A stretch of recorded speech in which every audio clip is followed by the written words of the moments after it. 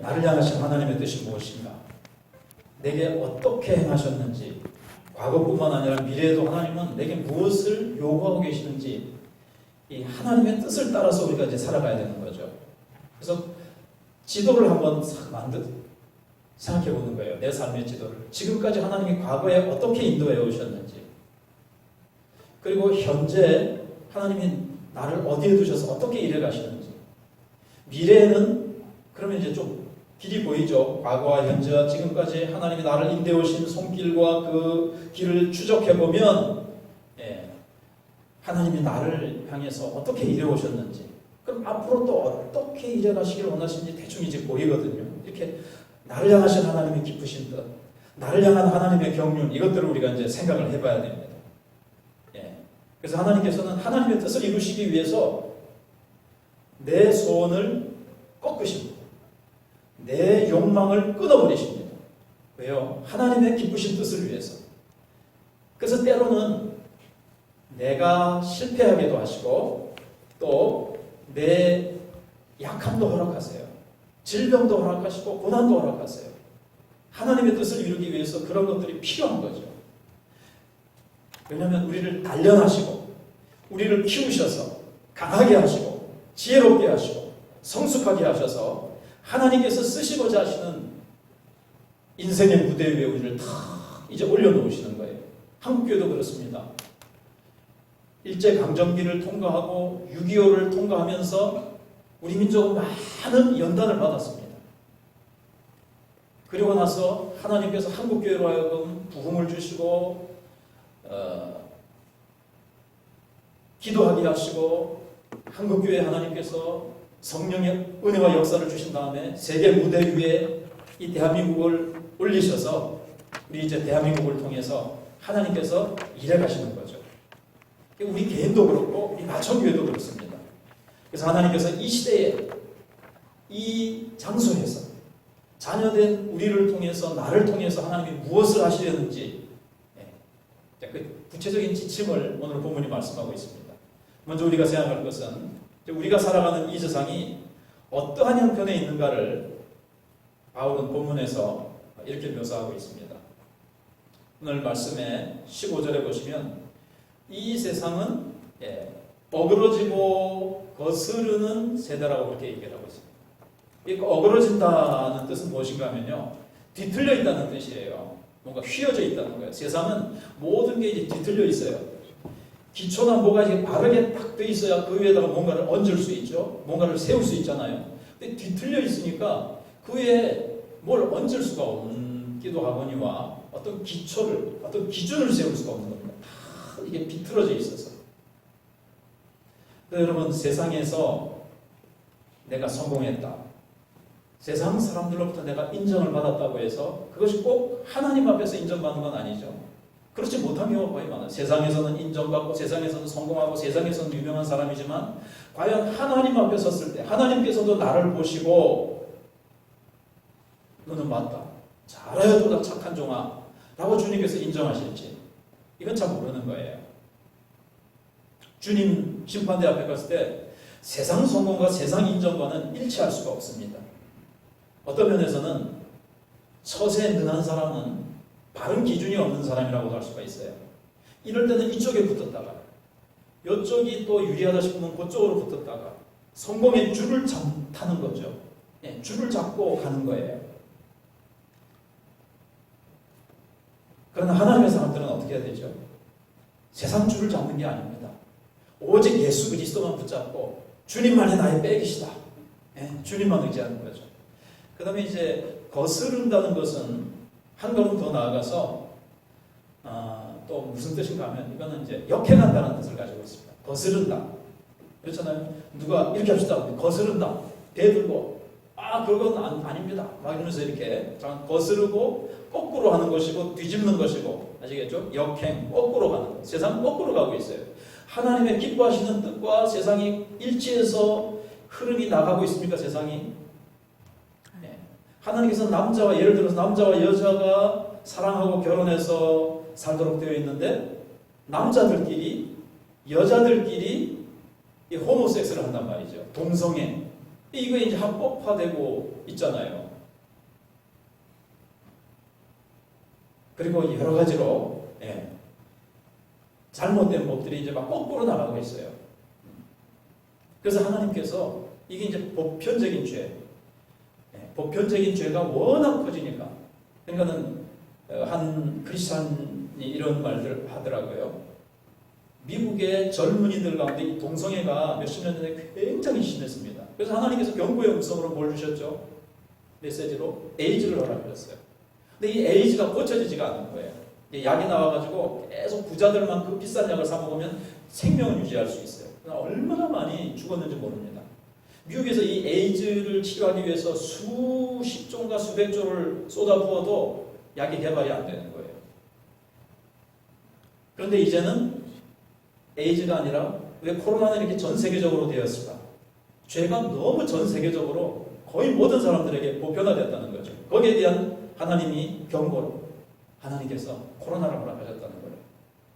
근데 진짜 앞으로 더 큰 전염병, 더 큰 재앙들이 우리에게 닥칠 가능성이 많아요. 아무튼 거스른다는 것은 세상 사람들은 하나님을 거슬러서 하나님의 뜻에 거슬러서 그렇게 나가는 것을 얘기합니다. 다 이제 거짓으로 나가는 거죠. 참되고 진실되게 나가야 되는데 그렇게 나가지를 못하고 있는 거죠. 법을 어겨서 경찰이나 검찰에 조사를 받습니다. 근데 거기 가서 진실하게 말하는 사람 맞습니까? 기억이 안 납니다. 모릅니다. 아무리 청문회에 가서 뭐 다 탈탈 털어도 기억이 안 납니다. 모릅니다. 다 그러는 거예요. 모모 씨가 얼마 전에 이제 검찰에 그 조사를 받았습니다. 그 윤석열 총장이 막 뭔가를 막 파낼 것 같이 하는데 여러분 막 처음에는 막 위협을 합니다. 부정을 파헤치고 어떻게 이제 하려고 하고 엄청난 비밀을 밝혀낼 것 같이 떠들다가도 나중에는 어떻게 되죠? 그냥 흐지부지 지금 뭐 어떻게 되는지 모르겠어요. 몇 명 잔챙이 집어넣고 그냥 끝내는 것이 이 세상입니다. 그래서 이 세상은 완전히 바로잡을 수가 없어요. 그래서 완전히 세상을 진실하게 만들려고 하면 이 세상 자체가 무너져요. 어그러지고 거스르는 세대로 이 세상이 흘러가고 있기 때문에 그렇다는 거죠. 그런데 오늘 보면 성경은 뭘 말씀하고 있는가 하면 흠없고 순전하게 우리가 살아가야 된다. 우리 하나님의 자녀들이 모든 것이 틀어져 있고 모든 것이 지금 거꾸로 가고 있고 모든 것이 다 지금 가치관이 잘못되어 있는데 나 혼자 바르게 살 수 있느냐? 나 혼자 바르게 산다고 해서 뭐 이 세상이 바뀌겠는가? 이런 생각을 하는 거죠. 어떤 의미에서 나 혼자 잘난 척 한다고 해서 뭐 됩니까? 이렇게 생각하거든요. 말씀은 성경은 그렇게 살라고 얘기하고 있지만 과연 그렇게 사는 게 됩니까? 말씀은 말씀이고 현실은 현실이지 않습니까? 이렇게 생각을 합니다.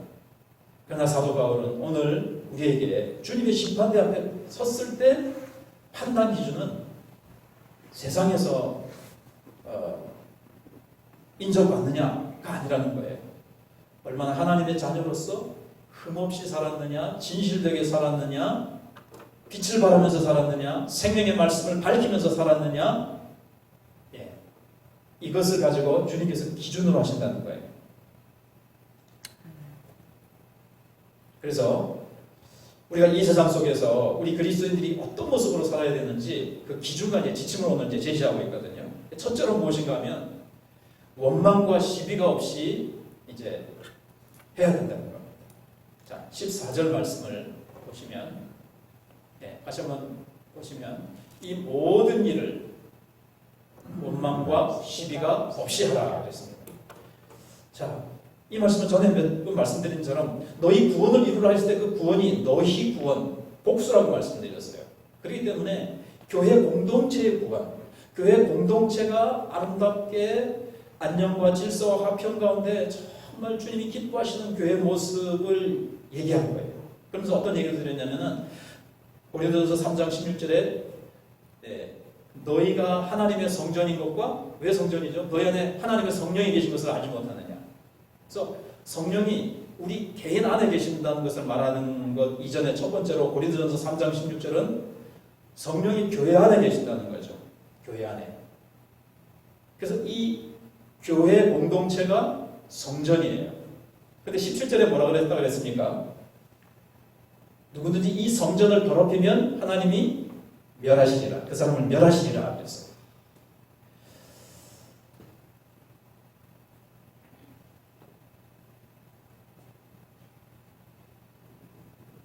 오늘 포기할까요? 네, 신경이 쓰여서 설교가 잘 안 됩니다. 포기할까요?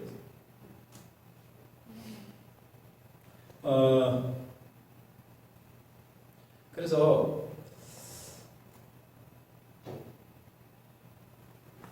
이 원망이란 말은 이제 불만스러워서 이제 수군거리는 모습이거든요. 이 말은 역사와 전통이 오래된 겁니다. 이스라엘 백성들이 애굽에서 나오자마자 그들이 곧 광야에 들어가가지고 뭐 하기 시작합니까?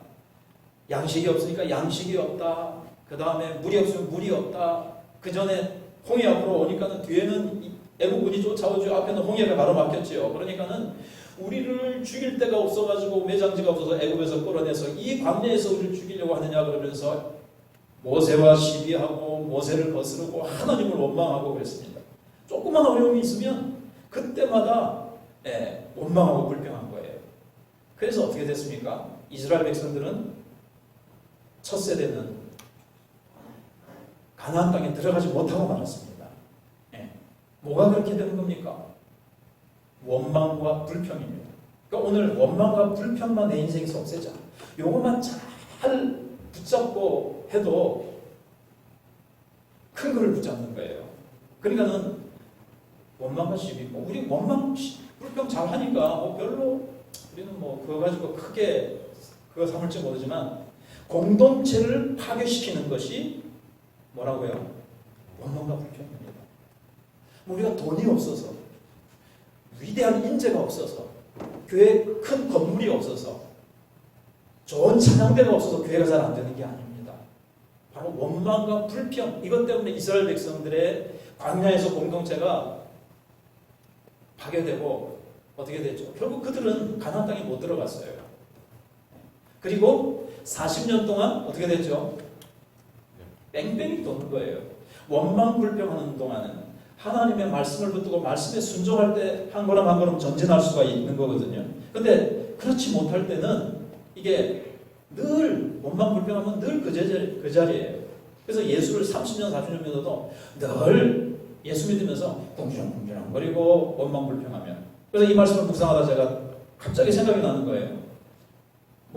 지금은 우리 시찰이 없지만 어느 후배 목사님이 늘 원망 불평 비슷하게 해요. 아무것도 아닙니다. 별로 사실 인생에 있어서 시찰에서 목사님하고 이제 회의를 하고 이제 식당에 갑니다. 그러면 항상 뒤따라오면서 좀 더 좋은 식당이 있는데 맨날 이런 허접한 식당에 오고 그래서 그런 거예요. 음식 먹으면서도 저기 어디 식당에 가면 참 깔끔하고 좋은 거 있는데 그 생각이 난 거예요. 늘 좀 매사에 여기 뭐라 그랬어요? 모든 일에 매사에. 그러니까 그 목사님 인생에 목회에 안 좋은 일들이 생기더라고요. 그 목사님이 광야에서 뺑뺑이 돌듯이 뭔가 힘든 일로 뺑뺑이를 돌아요. 이게 참 중요하다는 생각을 했어요. 너무 교회 공동체를 파괴시키는 것은 원망불평입니다.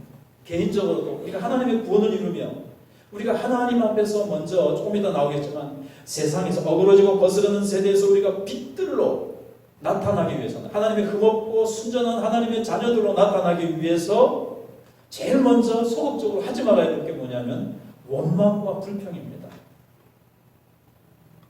바울처럼 매를 맞아도 감옥에 들어가도 감사하고 찬송할 때 뭐가 일어나요? 창고가 풀리고 감옥 문이 열리고 기적이 나타나잖아요.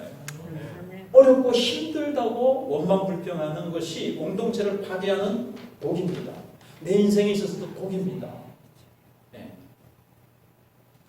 니는 잘하나? 생각해보니까 저도 원망하고 하나님을 감사하지 못할 때가 많더라고요. 근데 우리 지금부터 우리 교회 공동체가 아름다운 구원을 이루고 세상을 향해서 복음의 빛을 발하기 위해서는 먼저 하지 말아야 될 게 원망불평이에요.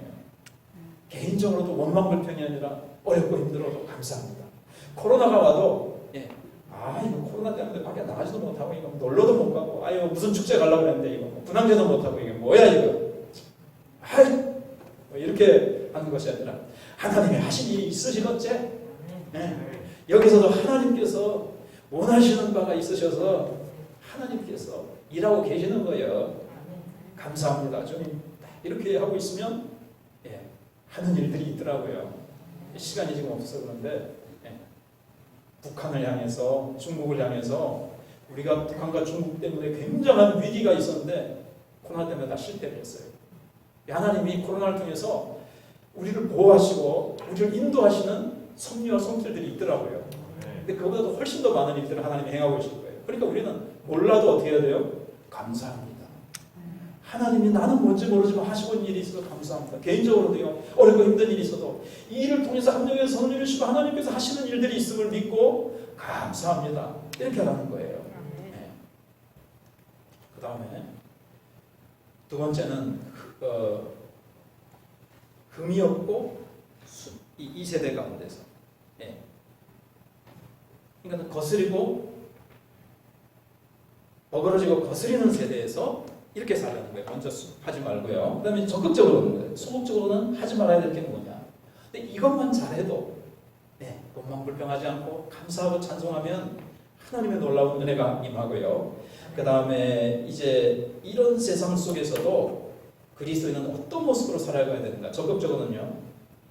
두 번째로 흠이 없고 순전한 하나님의 자녀로 세상 가운데 빛들로 나타나라는 겁니다. 그럼 먼저 이제 흠이 없다는 것은 무슨 뜻인가 하면요. 비판받을 거나 찌탐받을 것이 없어야 된다는 거예요. 예수 믿으면서 세상 사람들로부터 도덕적으로나 뭐든 예를 들어 탈세를 한다거나 병역 의무를 회피한다거나 세상 사람들로부터 야 예수 믿는 사람들이 그렇게 거짓말하고 탈세를 하고 그렇게 잘못된 방법으로 그렇게 살아가느냐 이렇게 찌탄을 받아가지고는 세상 사람들에게 어떻게 빛이 될 수 있겠습니까? 그래서 비판받을 것이나 칭찬받을 것이 없어야 돼요. 먼저 큰 이런 게 있어 놓으면 빛으로 살 수가 없습니다. 그래서 세상을 향해서 그렇고요. 자기를 향해서도 부끄러움이 없어야 돼요. 자기를 향해서도 비판이나 칭찬받을 것이 없어야 되고 그 다음에는 누구를 향해서요? 주님을 향해서도 주님 앞에서도 부끄러움이 없을 게 섰어야 돼요. 떳떳하게 설 수 있어야 됩니다. 순전하다는 뜻은 뭔가 하면요. 이렇게 섞이지 않은 것을 얘기해요. 순수한 거. 그래서 순전하다, 순수하다 이런 말이 좀 생각나잖아요. 포도주에다가 물을 타면 이건 좀 순수하지 못하다 그러죠. 우유에다가 물을 탔다. 이것도 순수하지 못한 거죠. 금에다가 뭔가 불순물이 섞이면 이게 순수하지 못하다는 그런 뜻입니다. 그래서 우리가 신앙생활을 할 때, 기도할 때, 교회 와서 봉사할 때 순수한 동기로 하는 거죠. 내 이름 내려고 내가 인정받기 위해서라든가 이걸 통해서 내 어떤 유익을 얻기 위해서 내가 신앙생활을 하지 않고 날 구원하신 주님 때문에 정말 내가 주님을 사랑하기 때문에 주님이 사랑하는 피로 갖추고 사신 교회를 주님이 사랑하시니 나도 주님 사랑하는 교회를 위해서 나도 죽도록 충성하리라. 그리스도의 남은 고난을 내 육체에 채우노라. 사도 바울이 그랬잖아요. 그렇게 순수하게 신앙생활을 해야 된다는 겁니다. 그래서 사람들이 순전해요. 그렇게 비난받을 것 없이 순전합니까? 순전하지 못하죠. 그렇게 다들 살아가고 있어요. 아까 말씀드린 공수처 이게 엘리트들 꼭대기에 있는 사람들이 죄를 지어도 그거를 발표하지 못하도록 하는 거잖아요. 싹 가리는 거잖아요. 현 정부를 비난하는 것 같아서 그렇지만 이 세대가 그렇다는 거예요. 근데 이 세대라는 건요. 지금 정부만 얘기하는 게 아닙니다. 타락한 이후로부터 주님 오실 때까지의 세대를 말하는 거예요. 다음 세대는 뭘까요? 그 다음 세대가 있어요. 이 세대는 크게 두 가지가 있거든요. 이 세대를 말하는 것은 바로 인간이 타락하고 나서부터 주님 오실 때까지의 지금 세대를 말하는 것이고 그 다음 세대는 주님이 가지고 오실 그야말로 새하늘과 새 땅입니다. 영원한 하나님 나라를 얘기하는데 이 세대는 주님 오실 때까지 거의 제법 성경적인 기독교 국가는 좀 어느 정도 좀 낫겠죠. 그러나 이 세상은 항상 어그러지고 거스리고 거짓과 술수와 온갖 악한 것이 가득한 세상이 흘러갈 겁니다.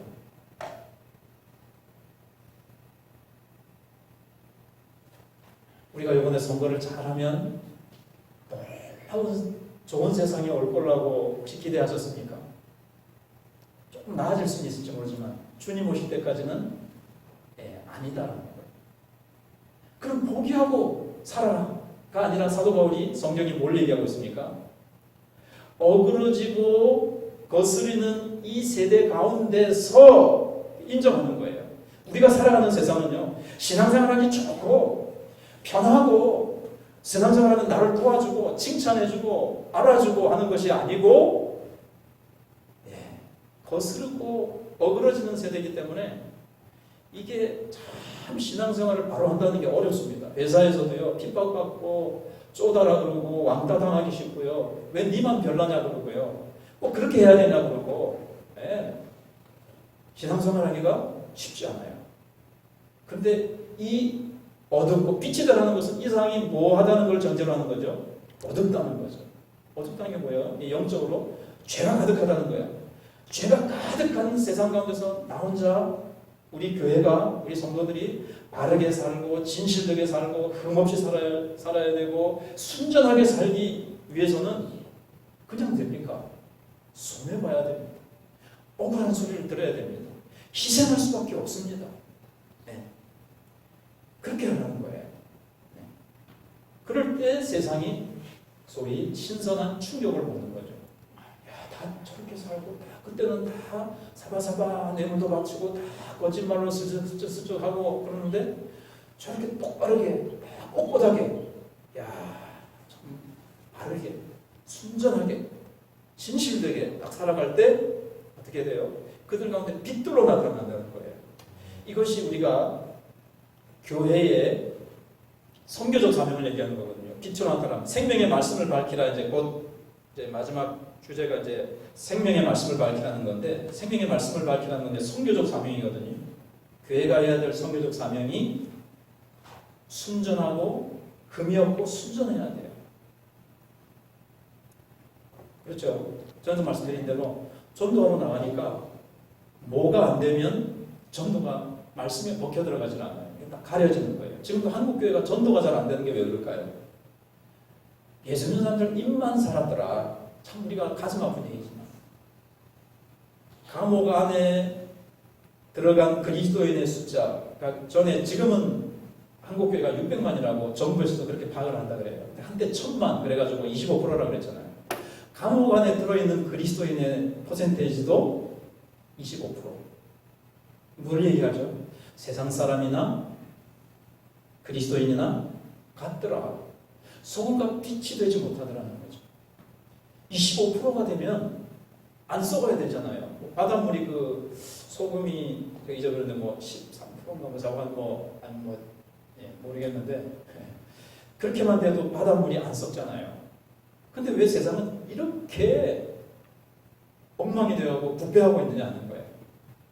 이게 안 되니까 복음을 전해도 개독교라 그러기도 하고 기독교에 대해서 그냥 비판과 지탄을 많이 받고 있습니다. 우리가 세상을 변화시켜야 되는데 세상이 교회를 향해서 너희가 변화해라. 개혁의 대상이 되고 있고 우리가 변화의 대상이 되고 있어요. 교회가 달라져야 된다. 교회가 변화돼야 된다. 그러니까 전도의 문이 안 열리는 거죠. 근데 교회가 그래서 사도 바울이 성경이 말하는 게 순서가 맞지요. 어그러지고 거스르는 이 세대 가운데서 너희가 뭐한 그리스도인으로서 금이 없고 순전한 하나님의 자녀로서 하나님의 자녀다운 모습이어야 되는 거예요. 하나님의 자녀가 같이 세상 사람들처럼 어울려가지고 그냥 타협하고 적당히 죄짓고 그냥 그런 거예요. 그래서 이것이 선교적 사명을 위한 기본 조건이라 이게 돼요. 그래서 전도하러 동네 나가보면 마천교회를 잘 알고 있다 그랬죠. 전에. 왜? 아무개 성도하고는 그렇게 싸웁니까 늘? 그걸 딱 얘기하는 거예요. 교회 오래된 토박이 그 유튜브 타는데 우리 교회가 그렇다고 해서 막 영만 그런 거 아닙니다. 우리 교회 조금 정도 맞습니다. 어느 교회나 다 그런 면이 있는데 다만 다른 교회 성도들도 유튜브 보면 이게 좀 절제하게 해야 되는데 아무튼 원리는 그렇다는 거죠. 우리 사이에 순전하고 흠이 없고 우리가 화평의 공동체를 만들고 세상 사람들에게 먼저 빛이 돼야 복음을 전할 때 그것이 힘있게 증거될 수 있다는 거죠. 벌써 교회 가보고 싶다. 저 사람처럼 나도 예수 믿으면 저런 인생 살 수 있을까? 이렇게 예수 믿고 싶고 지난주처럼 그 사람에게 자꾸 끌리고 정말 참 매력이 있어 저 사람. 저 사람 참 매력이 있는데 저 사람 이유가 뭘까? 가만히 나중에 살펴보니까 예수 믿는 거예요. 예수를 잘 순전하게 믿고 저 사람의 그 순전하고 흠이 없고 진실되고 그 고매한 인품이라든가 넉넉함과 항상 그렇게 조급하지 않고 막 바짝바짝 싸우지 않고 넉넉하게 품어주고 져주고 허허 웃고 그러려니 그러면서 그냥 그렇게 참 큰 숲처럼 나무처럼 새들이 깃들일 만큼 그런 것처럼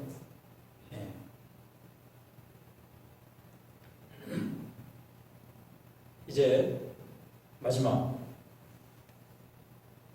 16절 말씀. 16절 말씀 뭐죠? 한번 읽어보시겠습니다. 시작. 생명의 말씀을 가르쳐 나의 바른 길이 헛되지 아니하고 수고도 헛되지 아니하므로 그리스도의 날에 내가 자랑할 것이 있게 하려 합니다. 아멘. 생명의 말씀을 밝히라는 건요. 원어에 보면 이런 그림으로 그림 언어로 되어 있는데 횃불을 굳게 붙잡고 앞으로 내미는 동작을 그리고 있습니다. 다시 한번요. 횃불을 꽉 잡고 놓치면 안 돼요. 꽉 잡고 이 횃불을 밝히기 위해서 앞에 있는 사람들, 어두운 사람들에게서 확 내미는 것을 얘기하는 거예요. 여기 생명의 말씀은 뭘까요? 복음입니다. 당연히 내민다 이것을 이제 번역하기를 우리나라 중에서 밝히라 이랬는데 내미는 거죠. 내밀어서 밝히는 거죠. 여기 어두운 사람들에게 횃불을 탁 내밀어서 우선은 횃불을 꽉 움켜잡으라는 겁니다. 이게 무슨 말씀이냐면요. 한국교회는요. 복음이 많이 이렇게 왜곡됐어요. 사람들이 인기를 위해서 예수 믿으면 잘 된다는 거죠. 성공한다. 병 낫고 세상에서 성공한다.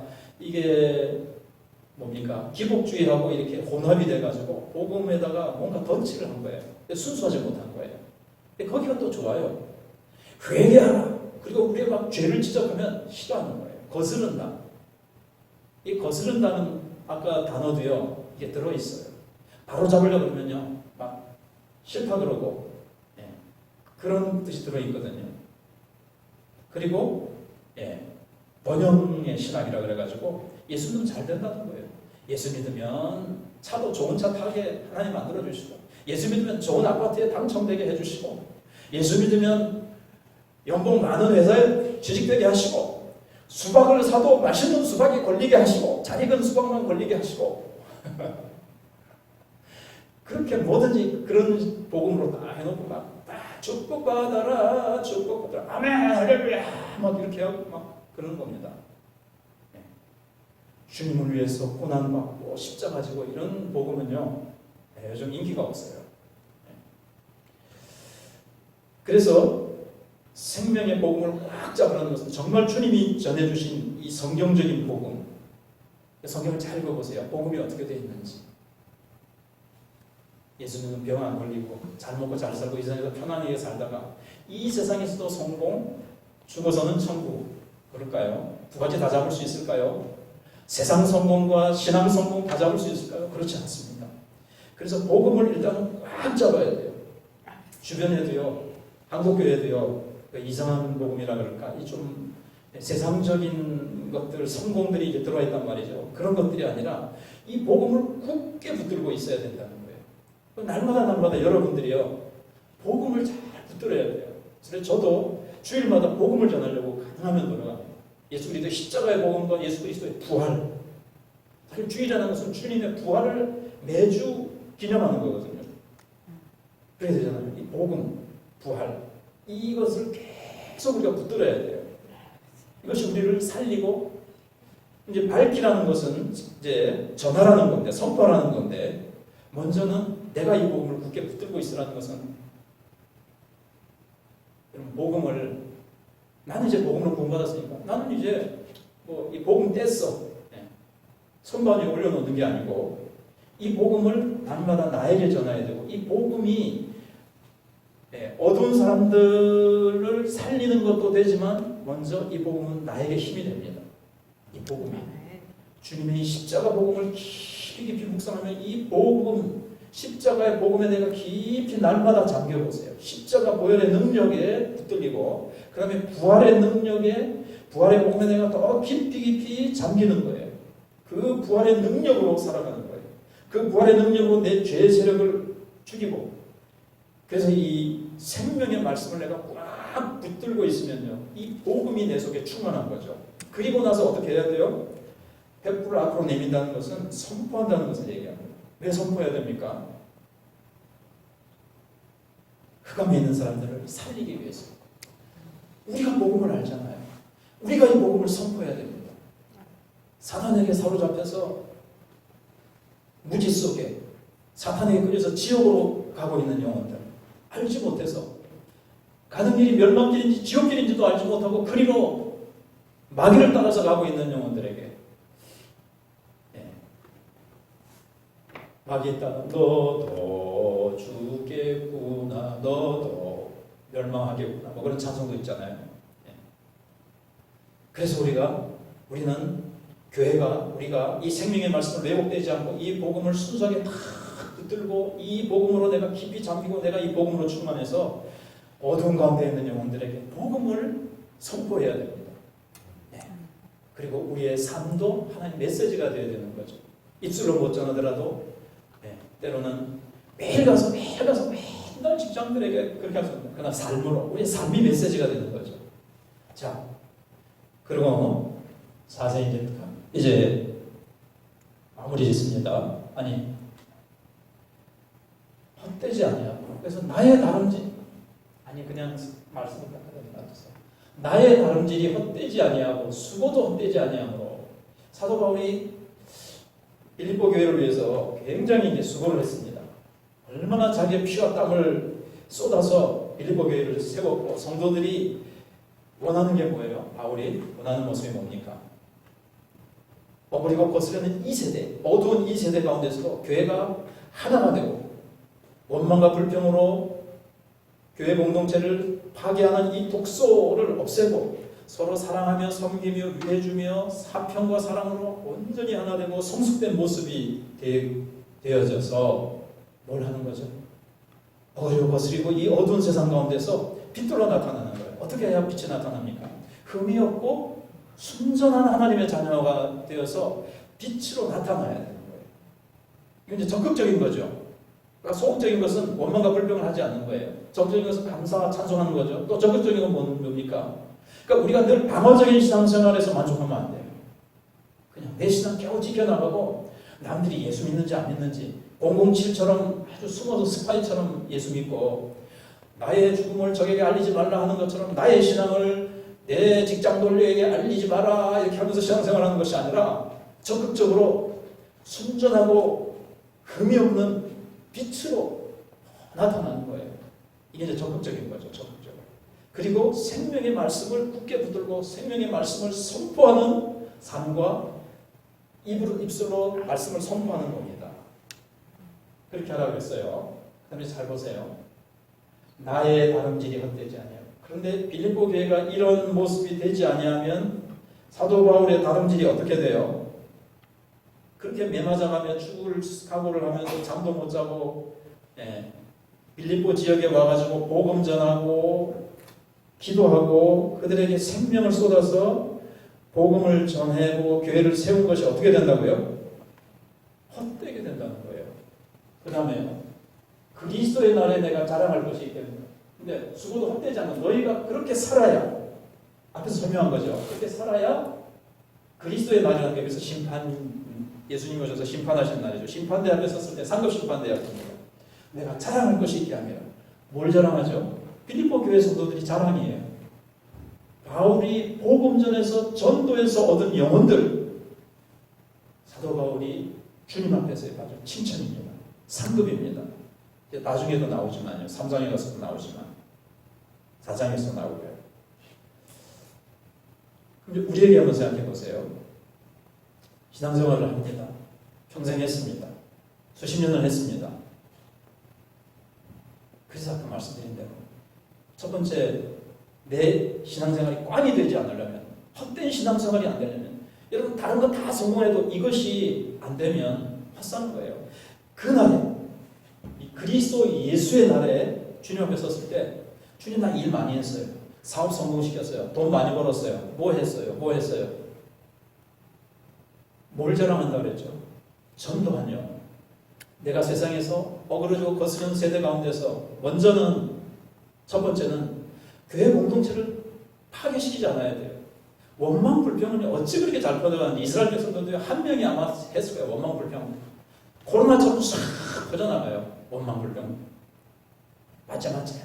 원망 불평하지 않아야 되고요.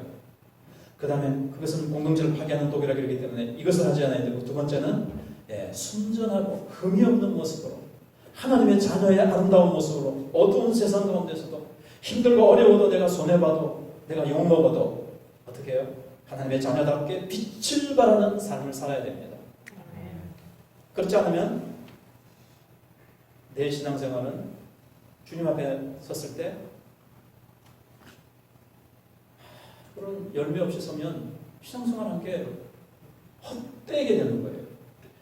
복음을 전해서, 혹은 내가 복음을 전하지 못해도 복음 전해온 어린 영혼들과 새가족들을 내가 잘 섬기고, 믿음이 어린 성도들을 내가 잘 돌봐서 그들을 잘 세운 그런 영혼들을 있을 때, 그때 주님 앞에 섰을 때, 그리스도의 심판대 앞에 섰을 때, 그것이 나의 자랑이라는 거예요. 주님 앞에 갔을 때 돈 많이 버는 거 자랑 되겠습니까? 사업 잘한 거 성공 되겠습니까? 세상에서 뭐 부귀 영화, 인기 많았던 거 뭐 이런 게 주님 앞에서 알아주시겠습니까? 안 그랬으면 바울이 그걸 위해서 살았겠죠. 바울이 나의 다름질이 뭐였습니까? 복음 전하고 빌립보 교회를 세우고, 다음 주에도 나오겠지만 자기의 몸을 관제로 드릴지라도, 자기의 피와 자기의 살을 다 주님 앞에 산제물로 드린다 할지라도, 그래서 이제 우리 말씀을 붙들고 하나님 앞에 한번 기도하겠습니다. 나는 나의 삶 속에 주님의 몸된 교회 속에서 원망과 시기와 혹시 불평으로 공동체를 깨뜨리는 그런 죄악을 먼저 범하지 않게 해주시고, 내 삶 속에서도 하나님이 하시는 일들을 내가 힘들고 어려워도 감사하며 찬송하며 살게 해주시고, 이 세대는 어그러지고 거스르는 세대라고 그랬습니다. 어두운 세대입니다. 죄악과 거짓과 강포가 가득한 세상입니다. 그러나 그런 세상 가운데서도 우리는 순전하고 흠이 없는 하나님의 자녀로 빛으로 나타나야 됩니다. 우리는 이 생명의 복음을 굳게 붙잡고 복음으로 충만하여 복음을 알지 못하고 지옥으로 끌려가고 있는 저 흑암 가운데 갇혀있는 영혼들에게 나아가서 이 복음을 선포해야 됩니다. 우리의 삶으로 선포하고, 우리가 이 복음을 그들에게 담대하게 선포하여 지옥에 끌려가고 있는 사단의 손에 잡혀있는 영혼들을 주님 앞으로 인도하게 해주시옵소서. 그러한 우리 교회가 되게 해주시옵소서. 우리 합심해서 주님 앞에 기도하며 나가겠습니다. 주님, 그렇습니다. 악하고 그러나 이 세대 가운데서, 어두운 이 세대 가운데서 우리가 흠없고 순전한 하나님의 자녀로서 빛을 드러내게 해주시고,